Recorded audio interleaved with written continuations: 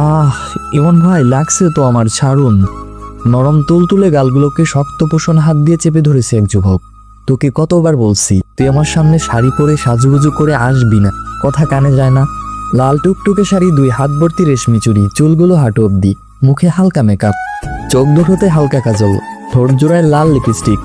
শ্যামবরণের মেয়েটাকে দেখতে কি যে সুন্দর আর মায়াবী লাগছে, যেন চোখই সরানো যাচ্ছে না। আসসালামু আলাইকুম গল্পপ্রেমীরা, গল্পের তাক চ্যানেলে আপনাদের স্বাগত।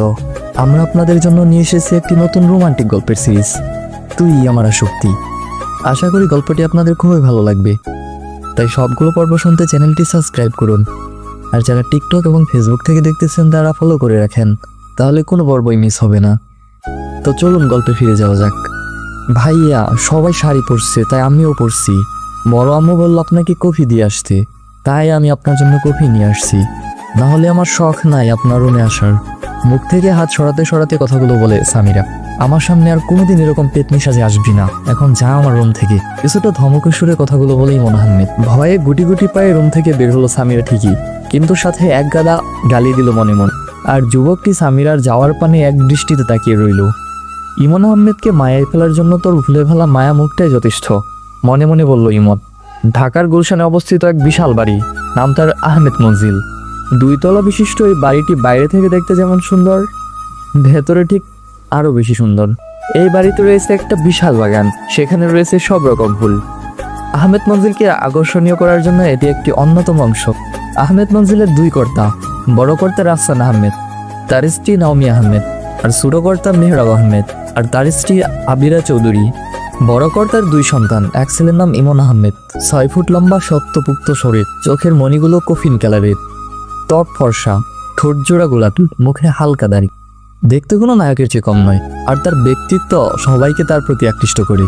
আর সে পেশায় হচ্ছে একজন বিজনেসম্যান, পারিবারিক সকল প্রকার বিজনেস ইমন দেখাশোনা করে। আর তার 2 বড় কর্তা তাকে অন্ধের মতো বিশ্বাস করে। আর এক মেয়ে নাম ইফরা চৌধুরী, দেখতে স্মার্ট এবং রূপবর্তী, সে অনার্স প্রথম বর্ষের শিক্ষার্থী।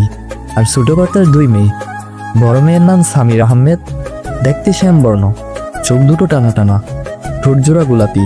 যে প্রথমবার তাকে দেখবে সেই তার মায়ে পড়ে যাবে। সে হচ্ছে মায়াবী চেহারার অধিকারী, সে এবার এইচএসসি দিবে।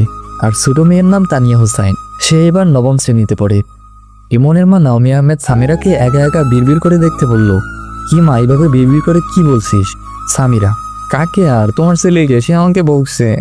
আমার শোনার মা, কাঁদিস না, আমি তোর ইমনকে বকে দিব, নামুক একবার নিচে। ইমন ছোটখাটো বিষয় নিয়ে সামিরাকে বকা দেয়। ইয়ার নতুন কি? ইমন যে প্রায়ই সামিরাকে বকা দেয় এটা বাসার সবাই জানে, তাই এটাকে কেউই সেরকম পাত্তা দেয় না। তা মা, ভাইয়া তোকে বকা দিল কেন? নাওমি আহমেদ মেয়ের মাথায় হাত বুলিয়ে দিতে দিতে প্রশ্নখানা করলেন। আমি একটু সেজেছি বলে আমাকে পেতনি বলবে? কই, ইফরা আপু তানিয়া আপু তো সাজুগুজু করছে, তাদের তো কিছু বলে না ইমন ভাই। ফুপিয়ে ফুপিয়ে কথাগুলো বলে সামিরা। কে বলছে আমার মেয়ে পেতনি? আমার মেয়ে তো মায়াবতী, সুন্দরী, আর আমার চোখের মণি। মেয়ের চোখের পানি মুছতে মুছতে কথাগুলো বলে নাওমি আহমেদ। পেতনিকে পেতনি বলবো না তো কি বলবো? সিঁড়ি দিয়ে নামতে নামতে গম্ভীর কণ্ঠে কথাটি বলল ইমন আহমেদ। নাওমি আহমেদ আর সামিরা আহমেদ কথাটি শুনে সিঁড়ির পানে চেয়ে রইল। কালো টি শার্টের হাতা কুড়ি অব্দি বেচানো, চুলগুলো একটু এলোমেলো, এক হাতে স্মার্ট ঘড়ি, আরেক হাতে আইফোন, চোখে কালো সানগ্লাস, নায়কের মতো স্টাইল নিয়ে সিঁড়ি বেয়ে নামছে ইমন। সামিরা এক দৃষ্টিতে তাকিয়ে ইমনের পানে। নাওমি আহমেদ ছেলের দিকে তাকিয়ে বললেন, ইমন, এটা কি ধরনের বেয়াদবি? ও তোর ছোট বোন হয়, ছোট বোনকে কেউ এভাবে বলে? নাওমির কথায় সামিরার হুঁশ আসে, নাহলে সে তো এক দৃষ্টিতে ইমনের পানে তাকিয়েছিল। মনে মনে বলে, ইমন ভাই এত সুন্দর কেন? আবার মনে মনে বলে, সুন্দর হয়েছে তো কি হয়েছে, তোকে তো সবসময় এটা ওটা নিয়ে বকা দেয়, তোকে এই মানুষটা কখনো পছন্দ করে না সামিরা। ইমন গাড়ির চাবি হাতে নিয়ে বের হতে হতে বলল, এই পেতনিকে আমি আমার বোন মানি না। আর মা, আমি বের হচ্ছি, আমাকে আসতে দেরি হবে। কথাগুলো বলে বেরিয়ে গেল ইমন। নাওমি আহমেদ সামিরাকে দেখে রান্না করে গেলে, আর সামিরা ইমনের যাওয়ার পানে তাকিয়ে আছে। এই সময় তানিয়া হোসেন এসে বলল, আপু চলো, ইফরা আপু তোমাকে পিক তোলার জন্য ডাকছে, আর তুমি এখানে একা একাই কি করো? দরজার দিকে তাকিয়ে কি দেখো? তানিয়ার কথা শুনে সামিরা বুদ্ধ দেখার মতো চমকে উঠল। কই, কিছু না। ঠিক আছে চলো, রুমে পিক তুলবো।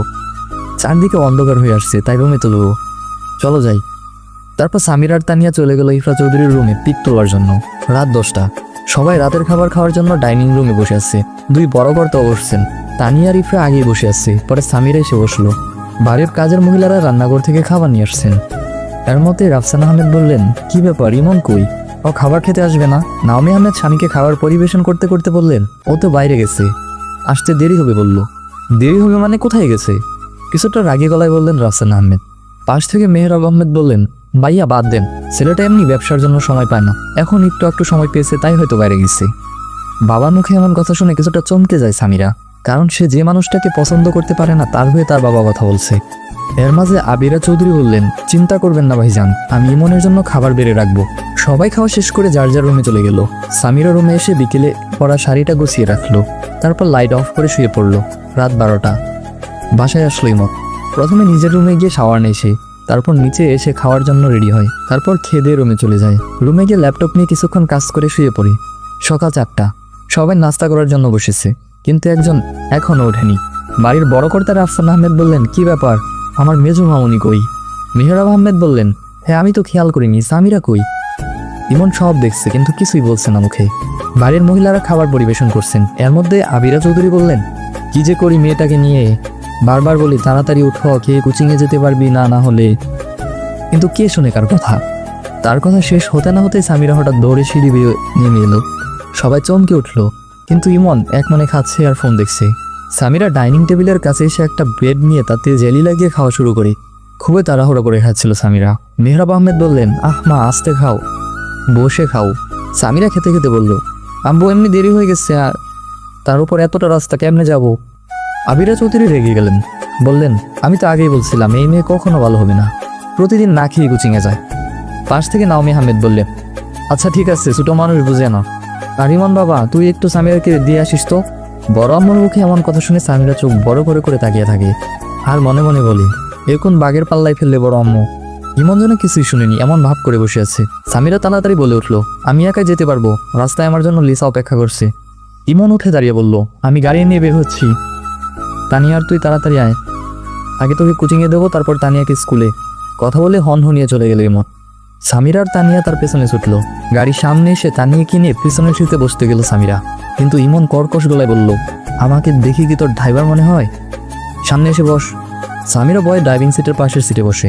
গাড়ি চলছে, আর ইমন নীল কোট আর প্যান্ট পরে আছে, হাতে ঘড়ি, চোখে কালো সানগ্লাস। এই লোকটা বারবারই নজর কাটছে সামিরার। গাড়ি এসে থামলো সামিরার কোচিংয়ের সামনে। সামিরা গাড়ি থেকে নেমে লিসার সাথে কথা বলতে বলতে ভেতরে ঢুকে গেল, কিন্তু তারা জানে না একজোড়া চোখ তাদের দিকে ঠিকই তাকিয়ে আছে। ইমন গাড়ি স্টার্ট দিয়ে তানিয়াকে স্কুলে নামিয়ে অফিস চলে গেল। দুপুর 2টা। সামিরার কোচিং শেষ হলো। সামিরা লিসা গেটের কাছে আসতেই দেখে সবাই একটা গাড়ির দিকে তাকিয়ে আছে। গাড়ির সাথে হেলান দিয়ে দাঁড়িয়ে আছে এক যুবক, এক হাত প্যান্টের পকেটে, আরেক হাতে ফোন। স্টাইল নিয়ে দাঁড়িয়ে আছে ইমন আহমেদ। বন্ধুরা, এর মধ্য দিয়ে তুই আমার শক্তি গল্পের প্রথম পার্ট শেষ। তো কেমন লাগলো কমেন্টে অবশ্যই জানাবেন, আর আপনাদের সাপোর্ট ও ভালোবাসা পেলে আমরা পরবর্তী পার্ট নিয়ে আসবো। ততক্ষণ পর্যন্ত ভালো থাকুন, সুস্থ থাকুন।